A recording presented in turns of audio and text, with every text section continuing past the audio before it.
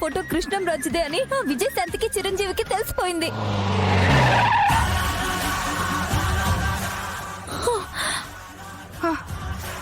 వాళ్ళకెలా తెలిసిందే?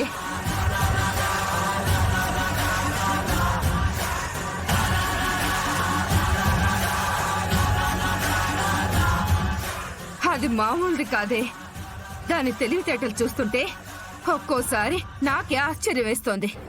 అనుమానం వచ్చిందంటే ఇంకా వాళ్ళు ఊరుకుంటారా? అంత బాగా జరుగుతుందనుకున్న టైంలో ఇలా జరిగిందంటే జరిగిన దాని గురించి కాదమ్మా. వాళ్ళు వస్తే మన పని అంతే. వాళ్ళు వచ్చే లోపల ఆ ఫోటోని దాచేయాలి. లేదనుకో, వాళ్ళు వచ్చి చెక్ చేసినప్పుడు ఫోటో దొరికింది అనుకో, నువ్వు నేను ఇద్దరం పూర్తిగా ఇరుక్కుపోయినట్టే. మన పుట్టు పూర్వతురాలన్నీ బయటకు తీస్తారు వాళ్ళు. ముందు ముందు ఫోటో తీసి దాచిపెట్టాలి. నేను చెప్పేదాకా డోర్ తీకు.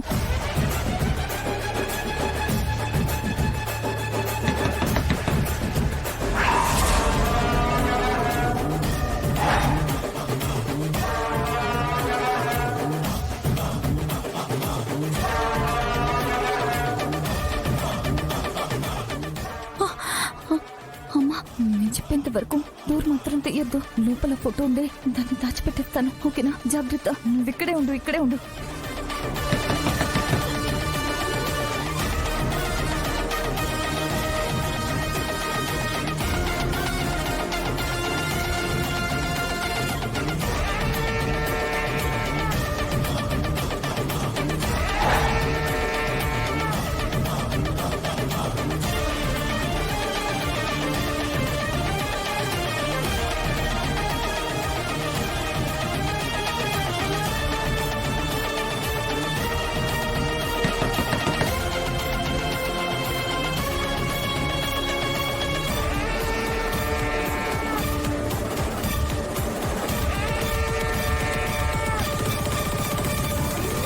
ఎవరైనా ఉన్నారా?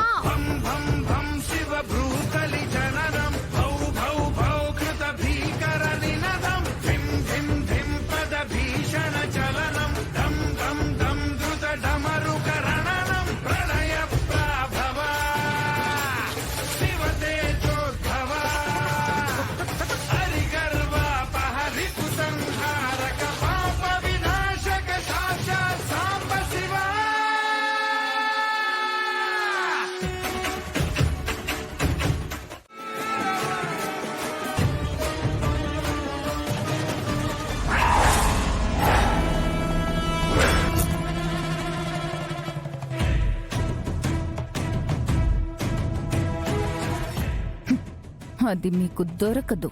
ఎందుకంటే నేను దాచేశాను.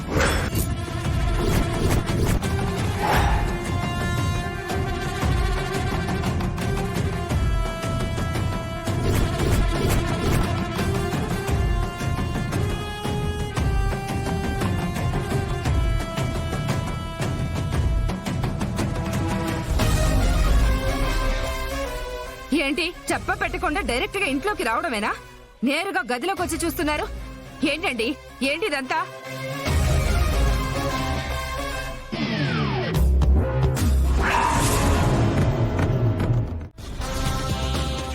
సమయానికి నువ్వు వచ్చావు కాబట్టి సరిపోయింది, కానీ అదే కొంచెం లేట్ అయి ఉంటే అమ్మో, వాళ్ళని చూస్తుంటేనే చాలా భయంగా ఉంది.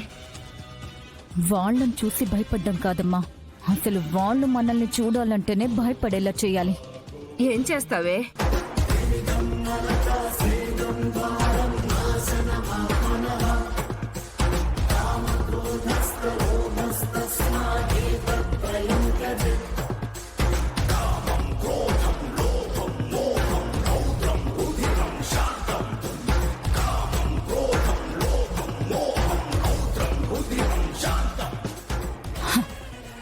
ఎక్కడా ఎవ్వరికి ఎలాంటి అనుమానం రాకూడదు. ఏం జరిగిందనేది వాడికి కూడా తెలియకూడదు. అర్థమైందా? అర్థమైంది మేడం.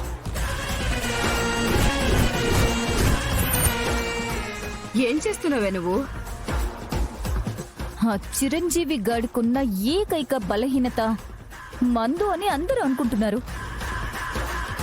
కాదమ్మా, వాళ్ళమ్మ మీదున్న ప్రేమ. అయితే ఆ ప్రేమనే అడ్డం పెట్టుకుంటాను.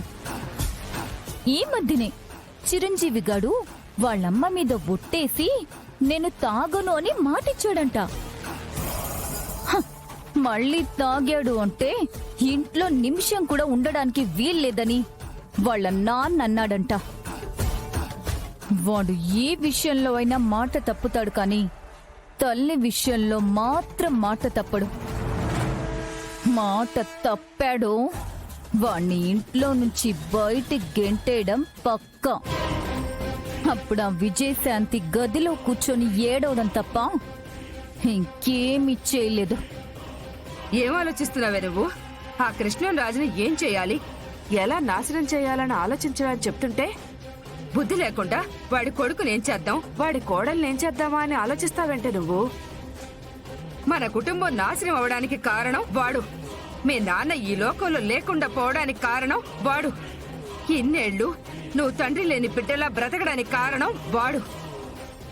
నిండు ముత్తైదువులా బతకాల్సిన నేను నుదుటిన ఎంత కుంకుమ పెట్టుకునే భాగ్యం లేకుండా చేసింది వాడు.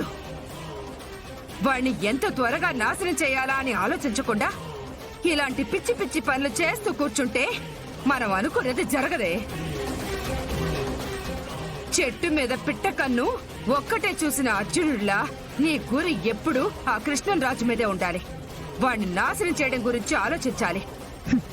అంతే కదా.